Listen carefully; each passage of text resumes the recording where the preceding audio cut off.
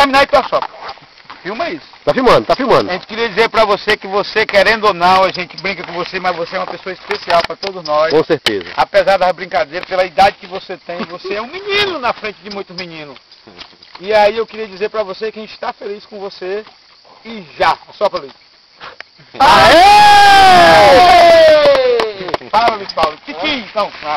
Tem que falar, Luiz Paulo, tem que falar. Tem que falar. Agora, Marquinhos, o que é que você vai falar pro Gavião? Só tenho a agradecer o meu pai, que ele que me trouxe pra trilha. Olha aí, Começamos na pescaria. Ah, né? foi? Quero dar os parabéns dele, porque ele é um guerreiro por estar aqui, né? Pela idade dele. Quantos anos o bichinho tem? Ah, uns 50 já, hein? 48. 48! Vai que ele aqui já... O isqueiro de novo. Marquinhos, mas então ele teve uma evolução, porque o homem mexia com minhoca, tu e ele, na pescaria, agora são de moto, quer dizer, você evoluiu muito. Começou tudo isso na pescaria dos açudes, foi verdade. E hoje nós estamos fazendo história aqui hoje. Eu botei, Flávio. Cadê a vela do homem, homem? Aqui a vela. Luiz, vou acender a vela pra você, meu amigo. Seus 48 anos, apague. Aê! Agora, se ano que vem ele dizer que vai 48 Alexandre, novo aí... Olha, Alexandre, agora se tu fizer aquele beijo, tu vai pegar uma porrada. vai, hein? Eu vou dar pra ele. Meu Luiz.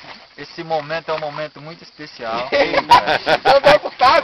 Primeiramente, Desguia, bicho, velho. Desguia. primeiramente eu quero agradecer a Deus, né? A Deus, a Deus.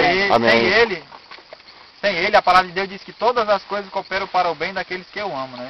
Então nós temos que declarar que o amamos ele, independente dos nossos erros, das nossas falhas, né? E pela sua infinita misericórdia, nós somos salvos, né? Então ele tem nos perdoado todos os dias.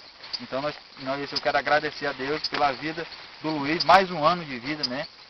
E por que não fazendo isso que ele gosta, né? Uma trilha, um passeio. Tem uns imprevistos, tem uns erros, né? Mas nós vamos aprendendo com isso, né? Vou dar um Quero presente. lhe desejar, meu irmão, que Deus venha lhe dar em dobro, mais e mais esse ano, que essa data venha se Vai ficar multiplicar. milionário, tá rico já. Obrigado, meu velho. Aê! Valeu! A vela? A vela. Vela. Aê, garoto. Está na história. Falta o...